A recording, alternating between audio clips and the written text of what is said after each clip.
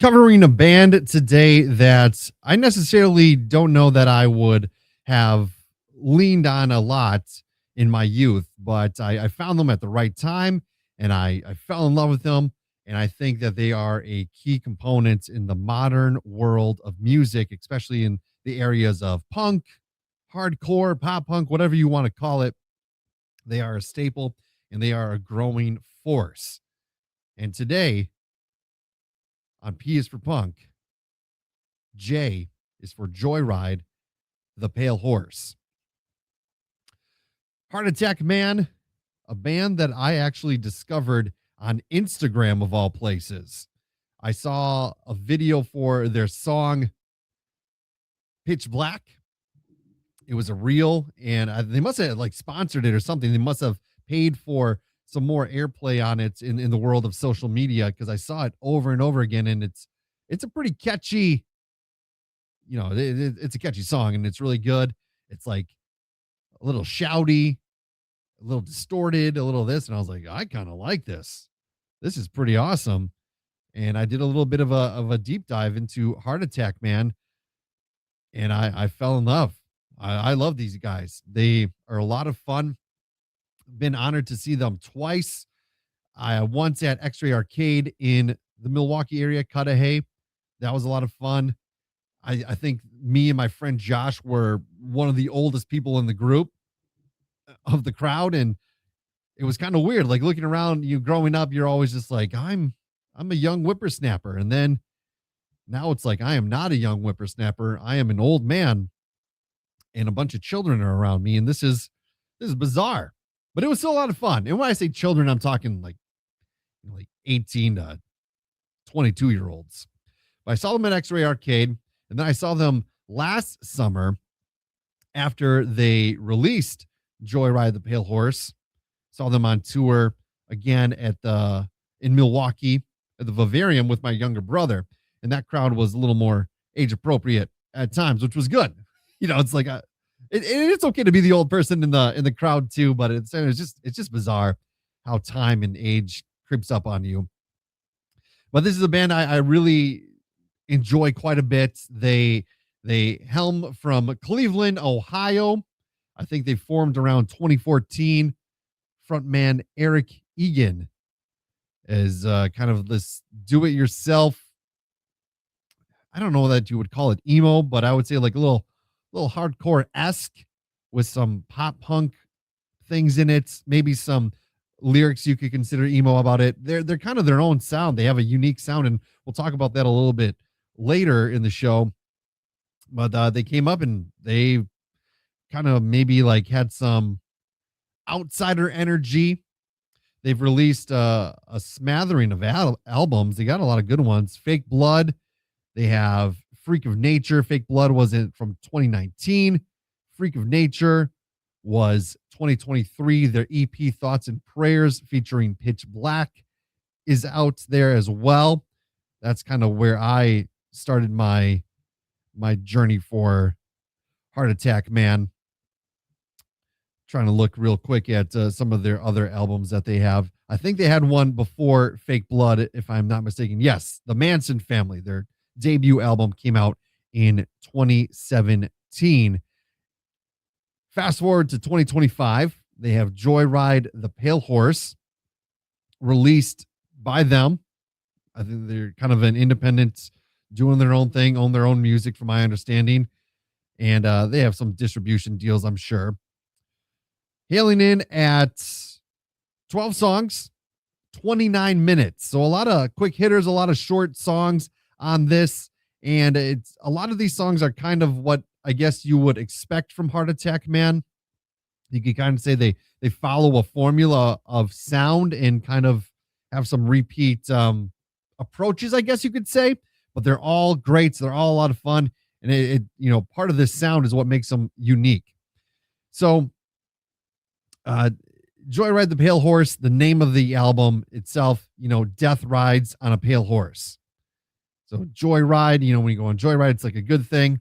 It kind of, from the sounds of Joyride the Pale Horse, there's a little bit of like some satirical aspects of it, along with like, maybe elements of death and things like that. And well, as we break down the songs, we might be able to confirm or deny some of that.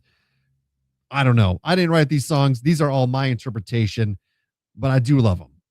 The album opens up with a song called One More Song, or Imposter Syndrome. And it's a pretty good opener. It's got some tight drums, it's got the distorted guitars, kind of has like a little bit of like urgency to it.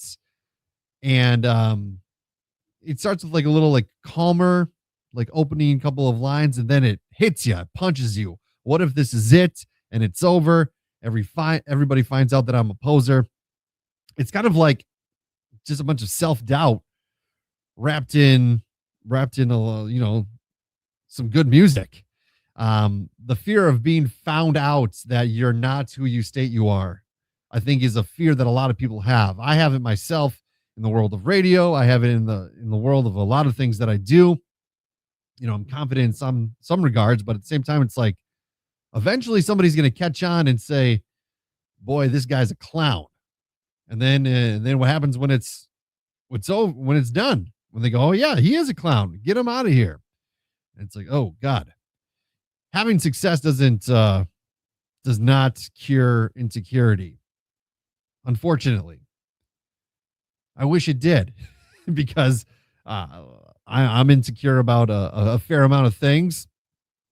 But hey, you just got to keep on keeping on. So imposter syndrome, it hits you with a punch, and it's just it's good. It's kind of in a lot of the songs too on this album too bring like an aspect of like self-awareness, being like self-aware of your inner thoughts, your inner monologue, and we'll touch on that. But this is like kind of a good opening to that with that song. Goes into song number 2 called End of the Gun, which is a little more heavy. It's got like a tense kind of thing to it. And it's again, I think it's possibly metaphorical rather than literal. Talking about like emotional types of standoffs that you might have. I'm not really sure. This is a little like psychological thoughts, maybe like a little spiraling, a little hardship or something like that. I'll be honest. I kind of skip this song sometimes when I listen to the album. It is a good song, but I do tend to skip over it, and then it hops into song number 3, Spit, which is this is where it really hits you with the punch. Like, it's a lot more aggressive.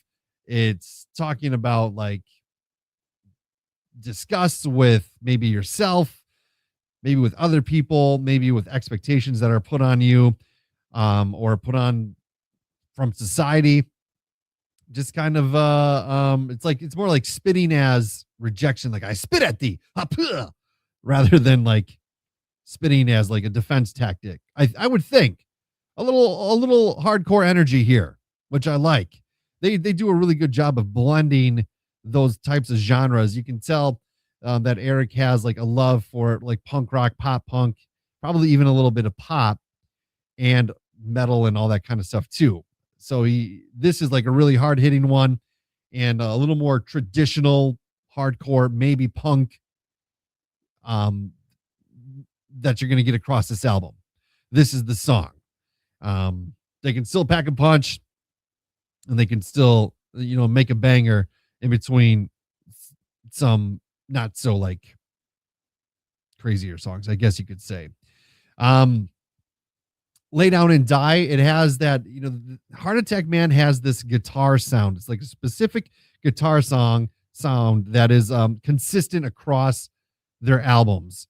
And I'm no guitar technician, but I think it would be like some reverb, a little distortion, like dee dee dee. Like it's almost like eerie in a sense, but the way that it's composed and the way that it goes together, it flows really good. And you get this a little bit in Lay Down and Die, which is cool. And I think again is a song that I relate to quite a bit and that you probably relate to as well. Exhaustion, being burnt out. Dude, I got so many jobs, I got so many responsibilities, and it's just like, damn, man. Sometimes, yeah, you just want to lay down and die, not think about the world for a little bit and all your responsibilities and all the things that's coming with it. So this is a good exhaustion song. You need that a little bit. You need to be recognized in that downward, getting pooped out, getting mentally drained. Passive surrender versus like self-destruction. Um it we're just kind of tired. And I think a lot of people in my generation and even in the younger generation too, they're just like, this is real life. This is what we got to do. This is what we're stuck with. What happened to all the rainbows and the unicorns and all the gold that, the pots of gold along the way? I don't know if it's there. You're going to be searching for it for a while. But this Lay Down and Die song I think, is a little more traditional. Heart Attack Man in the world of their sound. And it's a good one. I do like this one quite a bit.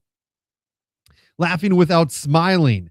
Now this kind of like falls into that category as well of like performative happiness a little bit, being drained. And they do a thing across like kind of albums too that like this talk singing a little bit. Laughing Without Smiling has that, clocked in but you're not really here. It's got like this droned out kind of monotone way of singing it, because like that's what this song is like, if you're clocked in but you're not really here, everything is drowning out in the background. You're not really focused. You're not paying attention. It is the same shit, different day. And then after a little bit of that, it picks up, you know. You have the chorus gets a little more Heart Attack Man-esque. Eric starts singing again, and see it going through the motions. It looks like a lot like Laughing Without Smiling, and that's a good personification, or a good, not personification, but a good metaphor. Laughing without smiling. You put on a fake smile a little bit. You have these different personas across the board. You have a different persona at work. You have a different persona at home. You have personas with your friends groups and wherever you may be, and they're all kind of different. And sometimes it's more performative than reality. So yeah, you're laughing without smiling. It's this "I'm fine" kind of culture put into a song, which I do like. And I like this song quite a bit. This was the first single that they released from the album, and it got me super excited when I heard it. I listened to it quite a bit, and it definitely does like pick it up on that back half of the song. And it's just a good one. An emotional shield, maybe. I'm fine. How you doing? I'm fine. That's my go-to. I've replaced "Living the Dream" with "I'm fine." Yeah, fine. Not like overly like thrilled about a lot of things, but also not like bummed. I'm just, here we are in the land of meh. Laughing Without Smiling. Doing a great job at explaining how I feel a lot of times. Which is why I picked this album, because they have so many parts or so many moments across this record. And it's just like, yep, relate to that. I know how that goes. Darn tootin'. That's how it is. Number 6, Call of the Void. Sounds so sweet. Is there something deeply wrong with me? There might be. Again, another song that I truly enjoy. It's dark. It's got it's a little of their like the more like kind of like, I guess you could call it a moody type of song. Covers like intrusive thoughts. We have a lot of intrusive thoughts. I hear more often than not, like people like even play out scenarios in their head that haven't even happened and probably will never happen. And they're like going into that, kind of like the urge to have like a self-sabotage. What if I just did this? What if I said that instead of, and then falling into this wormhole that would be a void. And maybe it's thinking about like embracing that a little bit, going into the void and just fantasizing about that a little bit. The pale horse is whispering halfway through the album, I guess you could say. Um, you could also think about it a little literally too, more beyond the metaphors. Call the void would be, looking at death, thinking about death a little bit. You could like really think about like the impulsive thoughts a little more like darker, if you will, which is not a great way to think about it. Of course, like you don't want to think about it, but again, it's relatable. It's something that a lot of people go through, and you can have thoughts about dying, about death, not being around again, and you can kind of see the beauty in it. You're not gonna have to worry about anything when you're gone. You don't have to think about bills, the endless stress of life. But at the same time, like you don't want that to happen. At least I don't. But I crack the dark jokes, and I think Call of the Void could definitely be one, a cry for help, or two, a little bit of a dark joke, and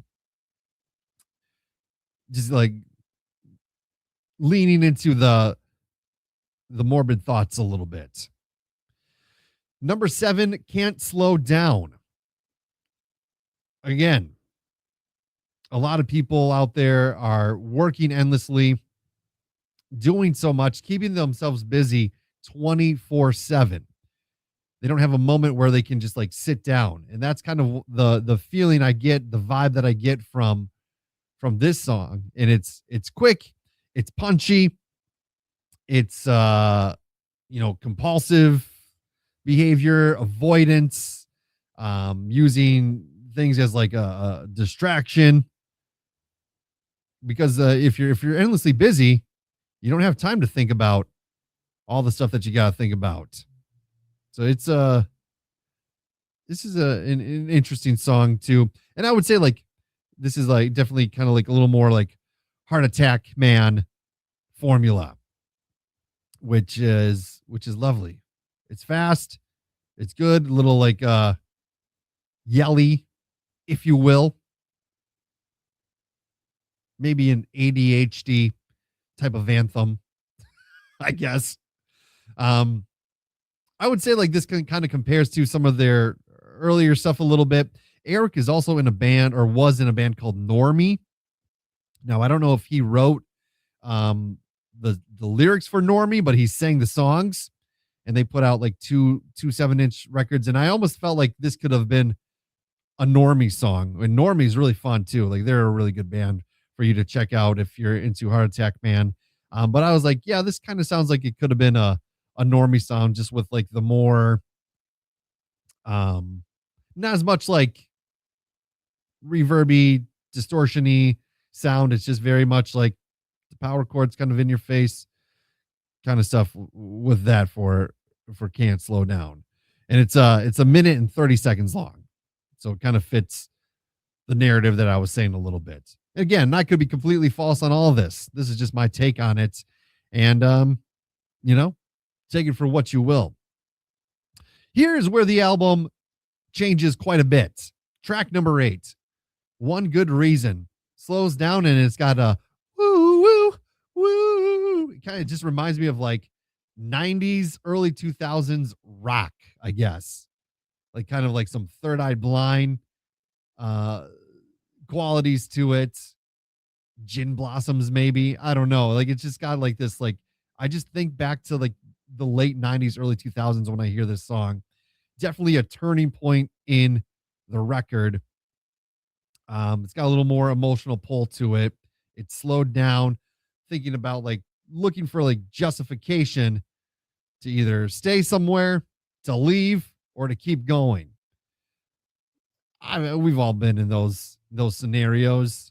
You're somewhere where you don't want to be, and you're kind of just looking for one reason to get the hell out of there, or you're looking for one reason just to kind of stay too, I guess. When you think like people like bring up like certain topics that you don't want to talk about, and you're like, oh, there it is. Time for me to get out of here.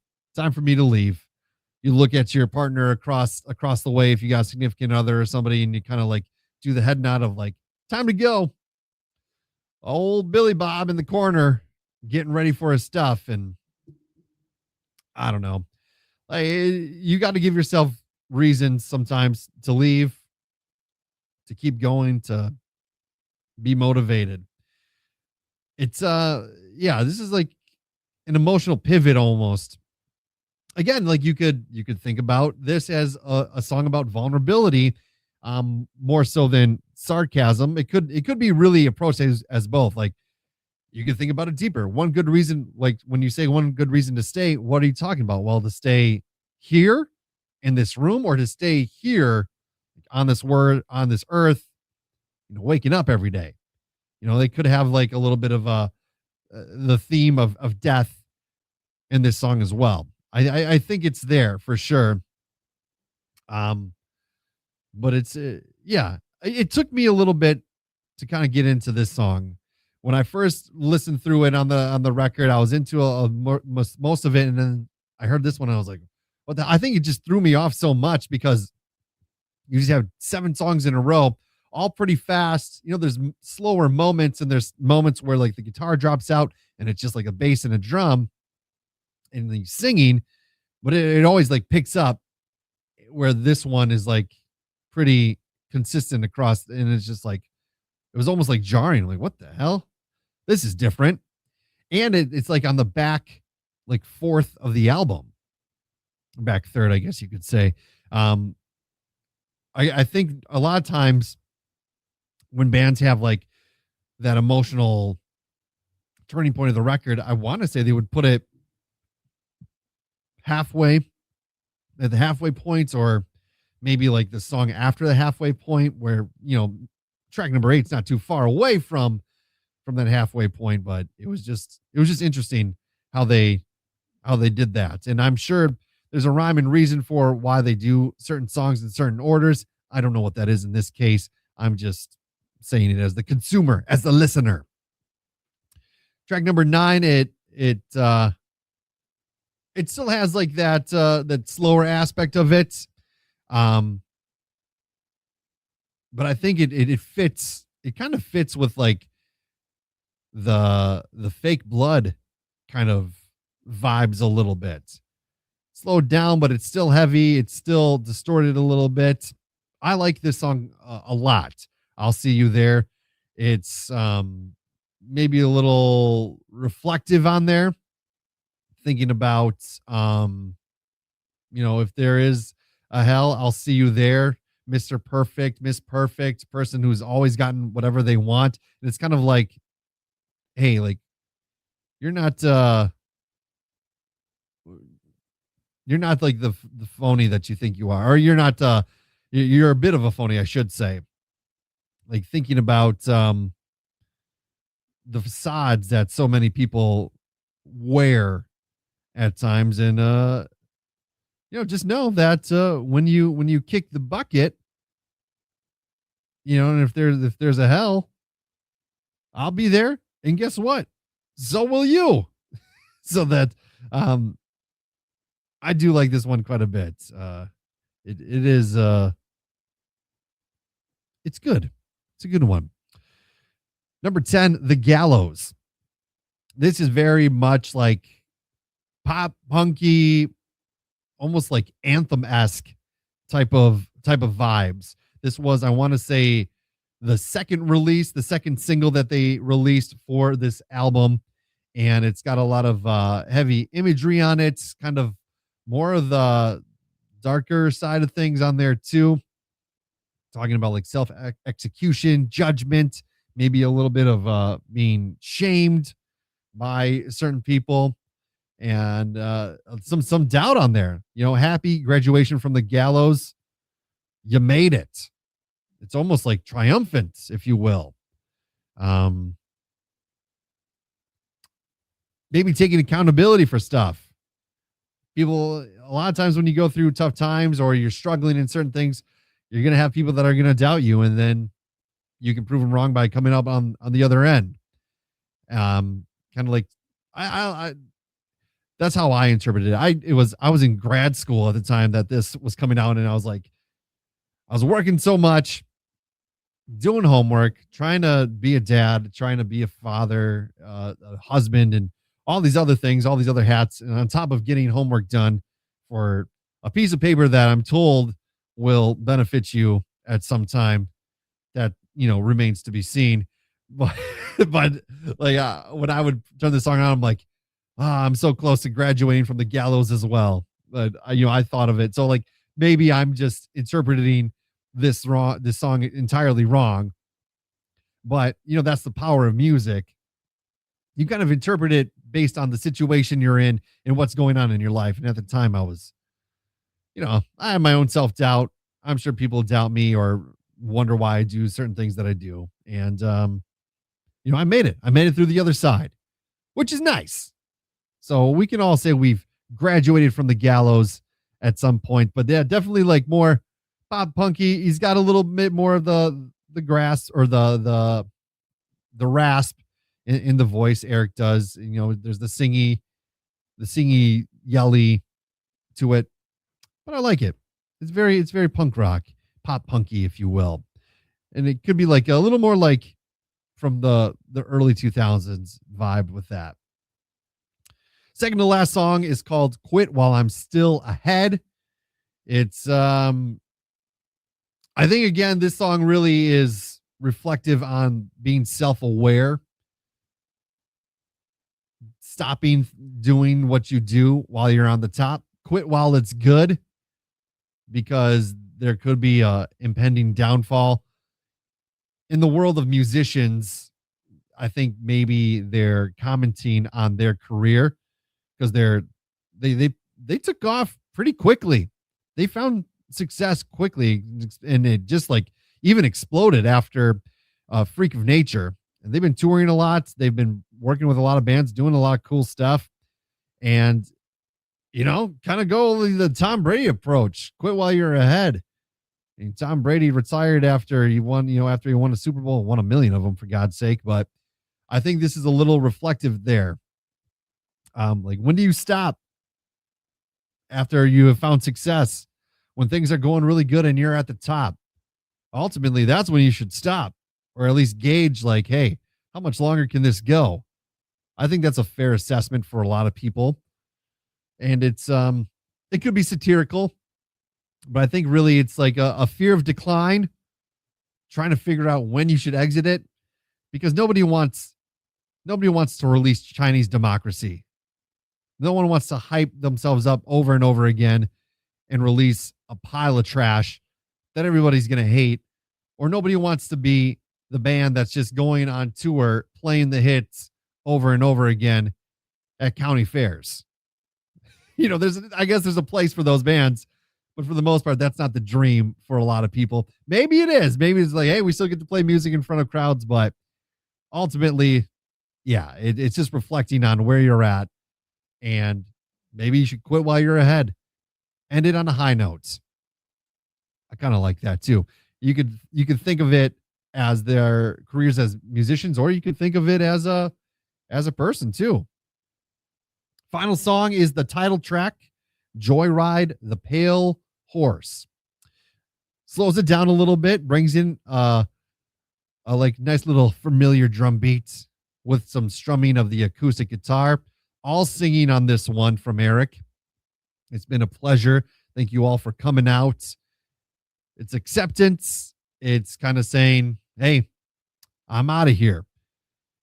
You could think of this song in a couple of different ways. You could think about it as, like, again, being self-aware of your inner monologue that you're having with people. It could be about cutting people out of your life abruptly. He says, I know it's not my style, going out, kicked out from under like a habit. It could be that, or it could be, you could take it pretty literally, and talking about death, talking about dying, going out. Everybody pretends to love me, but no one cares. That's the line that kind of stuck out to me quite a bit, because I get that feeling from some people at times. And he said, Joyride the Pale Horse. I got a secret handshake with Elvis. Well, Elvis is dead. So wherever you're at, it's kind of like afterlife type of imagery in this song. It is really good. It's a fun song, and it's kind of like just a groovy song, and it's again a different vibe than majority of the album.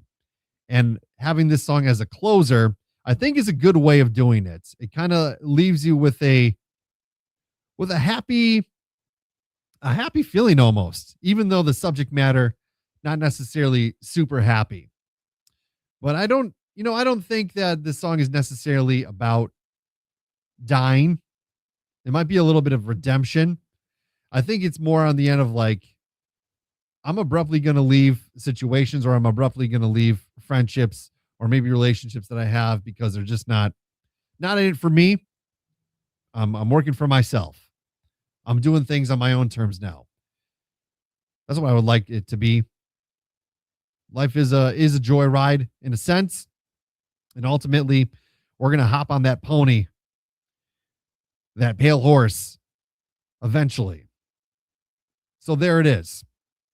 Imagery about death, burnout, kind of self-awareness replacing rebellion.